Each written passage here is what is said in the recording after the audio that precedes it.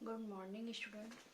जैसा कि हम आप सबों का नियमित कोर्स 10 समावेशी शिक्षा के अंतर्गत कक्षाएं लेते आ रहे हैं, आज यूनिट 2 के दौरान समावेशी शिक्षा में संसाधन शिक्षक की भूमिका। इसके पहले हमने आप लोगों की शिक्षक की भूमिका तथा जिम्मेदारी बताई थी। आज समावेशी शिक्षा में संसाधन किन किन चीज़ों का उपयोग होगा, इन सब चीज़ों के बारे में हम चर्चा करेंगे। Role of resources teacher in inclusive education, उसके अंतर्गत दो मुख्य बिंदुएं हैं: उपलब्ध संसाधनों का उपयोग, यूज ऑफ अवेलेबल रिसोर्सेज, अतिरिक्त संसाधनों की पहचान। तो अब हम इन दोनों के अंतर्गत कौन कौन से निम्नलिखित केंद्र बिंदु है, इन सब चीजों के बारे में हम आपकी कक्षा में वीडियो के माध्यम से आप तक पहुंचाने की चेष्टा कर रहे हैं। सामान्यतः समावेशी शिक्षा योजना के लिए संसाधन शिक्षक की व्यवस्था करनी होती है। सामान्यतः समावेशी शिक्षा जो प्लानिंग, जो योजना होती है, उसके लिए हमें क्या करते हैं, विभिन्न संसाधनों को शिक्षक को लेकर चलना पड़ता है, उसकी व्यवस्था करनी पड़ती है, क्योंकि इसमें क्या है, भिन्न भिन्न तरह के छात्र नजर आते हैं। तो क्योंकि मानवीय एवं भौतिक संसाधनों के सहयोग से ही प्रत्येक योजना सफल रूप में कार्य करती है। संसाधन शिक्षक द्वारा समावेशी शिक्षा योजना के अंतर्गत दो प्रकार के साधनों पर विचार किया जाता है। प्रथम रूप में विद्यालय में क्या क्या उपलब्ध संसाधन होने चाहिए कि उसका कैसे सदुपयोग हो, ये निर्धारित किया जाता है। और सेकंड क्या है कि अतिरिक्त संसाधनों की पहचान कैसे की जानी चाहिए, जो कि परिवेश में उपलब्ध होते हैं, लेकिन उसको कैसे हमें इस समावेशी शिक्षा के दौरान शिक्षक को कैसे इसका उपयोग करना है। तो पहला हम देखेंगे उपलब्ध संसाधनों का उपयोग। उपलब्ध संसाधनों के अंतर्गत उन संसाधनों को सम्मिलित किया जाता है जो क्या करते हैं, समान रूप से विद्यालय में उपस्थित होते हैं। इसमें मानवीय संसाधनों एवं भौतिक संसाधनों को सम्मिलित किया जाता है। उपलब्ध संसाधनों के समावेशी अधिगम योजना में प्रयोग की स्थिति की समीक्षा क्या है, निम्नलिखित रूप में की जाती है। उपलब्ध संसाधनों का उपयोग मीन्स कैसे इसके अंतर्गत हमें है ये संसाधनों का उपयोग करना है, वो निम्नलिखित रूप में हम देख सकते हैं।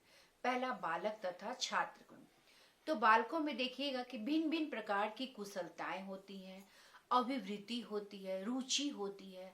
तो बालक अपने परिवार से बहुत कुछ सीख कर आता है और अनेक प्रकार की क्या होती है, दक्षताएं तथा कुशलताएं विद्यालय परिवेश में सीखता है।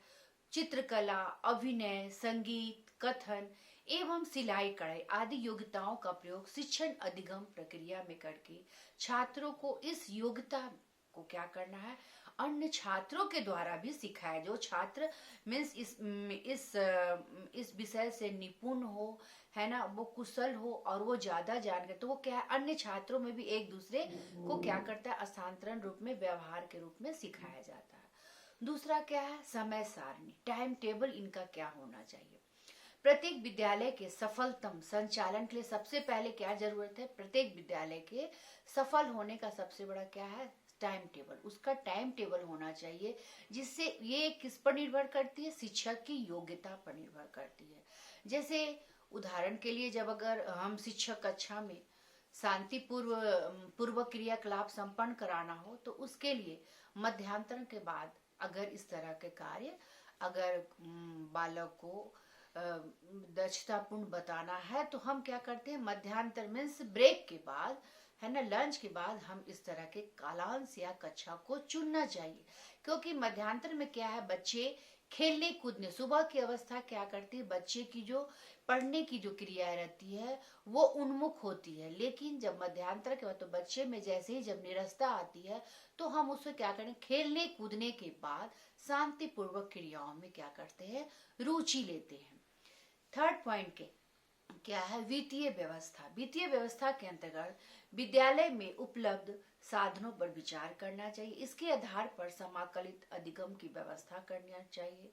विद्यालय में सरकारी अनुदान के जो सरकारी फंड मिलते हैं उनके अतिरिक्त शिक्षकों को सामुदायिक सहयोग भी प्राप्त कराना चाहिए।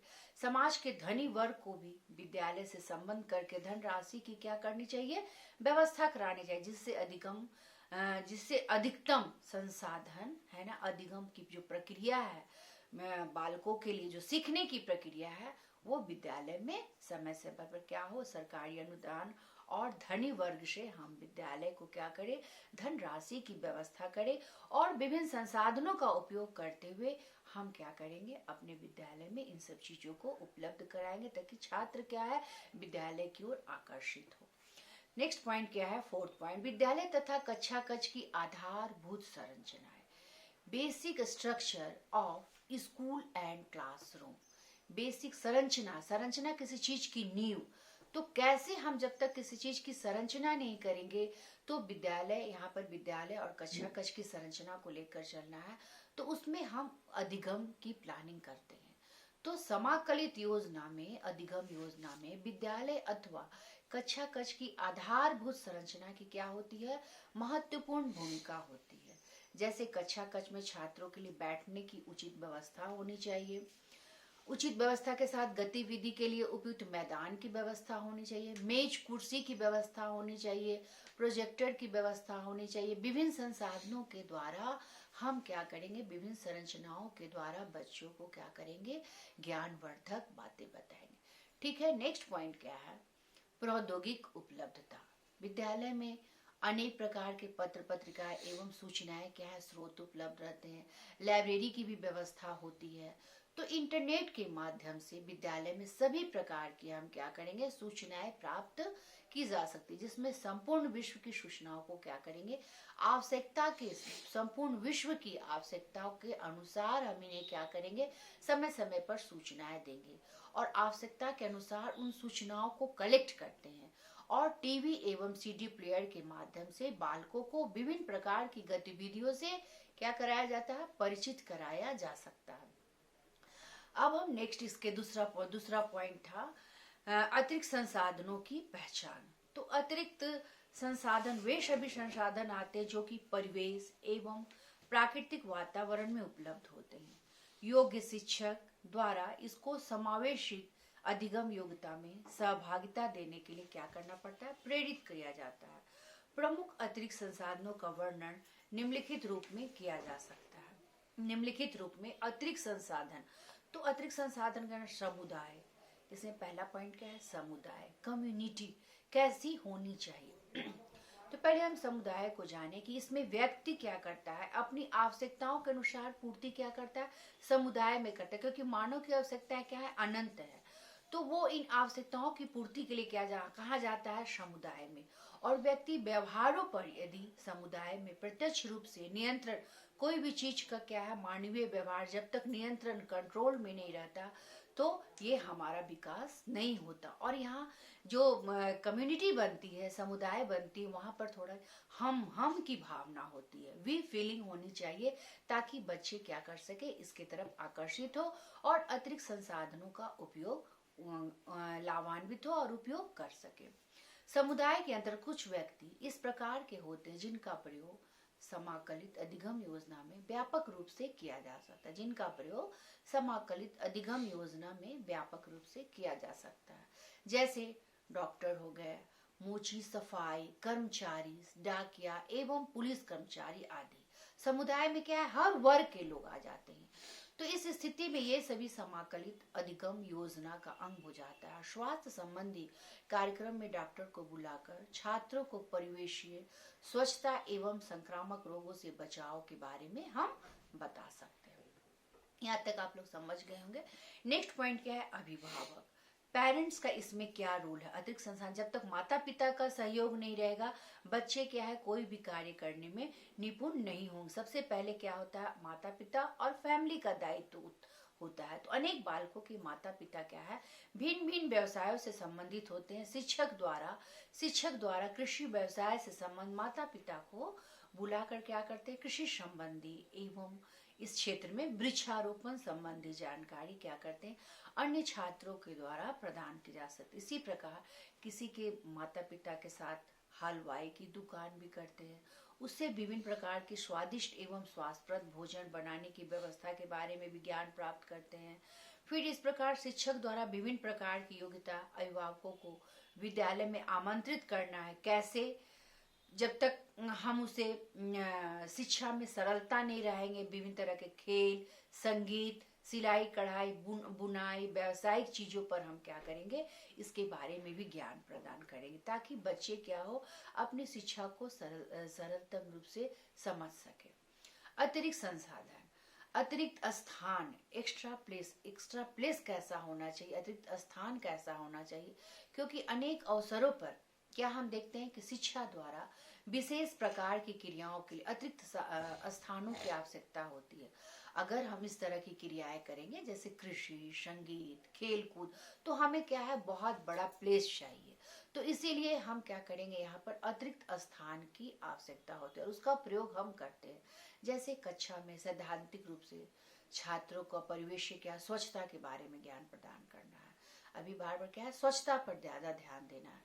तो छात्रों को व्यवहारिक रूप में हमें क्या करना, आप जानना चाहते हैं कि स्थानीय जैसे मंदिर, मस्जिद, कर्मशाला, विद्यालय, सार्वजनिक स्थान पर हम उसे क्या करते हैं, ले जाते हैं और वहाँ पे हमें उसकी सफाई, स्वच्छता के संबंध में उसे हमें ज्ञान हमेशा देना है कि कौन सा सही है और कौन गलत है, कैसे हमें सफाई पर विभिन्न तरीके से गौर करना है, तथा स्वच्छता संबंधी कार्य क्षेत्रों से करा सकते। इसके दो लाभ होते हैं। अगर हम स्वच्छता पर ध्यान देंगे, मंदिर, मस्जिद, विद्यालय इत्यादि पर, तो हमें क्या है, प्रथम समाज में हमारा क्या होगा, स्वच्छता का संदेश जाएगा, और द्वितीय शिक्षकों को इसकी क्या होगी, जानकारी प्राप्त होती है कि छात्रों को स्वच्छता का क्या करना है, व्यवहारिक ज्ञान देना है अथवा नहीं देना है, और इनसे क्या फायदे हो रहे हैं, क्या इससे अन्य छात्र या अन्य देश में इसकी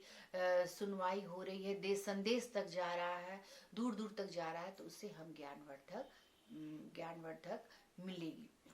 नेक्स्ट क्या है, प्राकृतिक संसाधन, नेचुरल रिसोर्स क्या है। प्राकृतिक संसाधन का भी क्या है, एक व्यापक रूप से प्रयोग किया जाता है। छात्रों की आवश्यकता के अनुसार हम क्या करते हैं, प्राकृतिक संसाधन के रूप में परतें, कंकड़, पक्षी का घोंसला तथा तालाब। समावेशी शिक्षा के अंतर्गत क्या करना है, हमें प्राकृतिक संसाधनों के रूप में मिट्टी, परतें, कंकड़, रेत, पक्षी का घोंसला तथा तालाब आदि का प्रयोग किया जाता है। तो सामान्य रूप से छात्रों को तालाब का भ्रमण कराया जा सकता है, जिसमें बालकों को जलीय जीव एवं जलीय वनस्पतियों के रूप में ज्ञान प्रदान किया जा सकता है। इसी प्रकार वर्षा ऋतु में उत्पन्न विभिन्न प्रकार के जीव जंतुओं के बारे में भी छात्रों को ज्ञान प्रदान किया जा सकता है, जैसे केचुआ, गिजाई, लाल गुड़िया इत्यादि चीजों को क्या है, जीव जंतु मीन्स प्राकृतिक पर्यावरण पर भी ध्यान दिया जाता है। प्राकृतिक संसाधन को कैसे हमें रक्षा करना है। नेक्स्ट पॉइंट क्या है, इसी के अंतर्गत अनुपयोग सामग्री। सामान्यतः घर, परिवार एवं विद्यालय में अनुपयोगी सामग्री पड़ी रहती है, जो कि जिसका उपयोग ही नहीं हो। तो प्रयोगी सामग्री जो पड़ी रहती है, उसको हम कैसे कलेक्ट करके और उसको हम एक नया संरचना देंगे। तो हम कैसे करते हैं, शिक्षक क्या करता है, गत्ते के टुकड़े को उठा लाता है और बालक को दिखाने से बालक पूछता है कि इसमें इसे क्या रख कर आया है या क्या आया था इसमें। तो शिक्षक बताता है इसमें फ्रीज आया था या कोई अन्य सामग्री आई थी या टीवी रख कर आई थी। तो इससे हम क्या करेंगे, इसको बंद करके और इसे गत्ते के टुकड़े को विभिन्न प्रकार के प्रदान करके गणितीय आकृति, वर्ग, आयत एवं हम क्या करेंगे, उस गत्ते को काटकर विभिन्न गणितीय संख्याओं को और गणितीय आकृति वर्ग को बच्चों को क्या करना है, बताना है कि अनुपयोगी गत्ता से समाकलित अधिगम योजना का एक महत्वपूर्ण अंग बन जाता है। नेक्स्ट क्या है, संग्रहालय निर्माण। अब इसके अंतर्गत शिक्षकों के द्वारा छात्रों के लिए संग्रहालय में से यह योजना की जाती है कि वो अपनी स्वेच्छा से तथा शिक्षक के सहयोग से अधिगम का कार्य संपन्न करे। इसमें शिक्षक द्वारा अनेक व्यक्तियों के घरों से पुस्तकें, मॉडल एवं कैसेट मांग कर सजाए जा सकते हैं। विद्यालय के लिए उपलब्ध धन द्वारा बजाय अनेक सामग्री खरीदी जा सकती है, जैसे खिलौने, बैटरी संचालित मॉडल एवं अन्य सामग्री, जिसका उपयोग अधिगम प्रक्रिया को प्रभावी बनाने में किया जा सकता है। चलिए, उम्मीद है कि आप लोगों को इन सब मुख्य बिंदुओं को नोट कर लिए होंगे और यहाँ तक आप लोगों को समझ में आ गया होगा। फिर हम अगली कक्षा में पुनः आपसे मिलते हैं। अगर यहाँ तक समझ में आ गया तो लाइक करें एवं सब्सक्राइब करें। धन्यवाद।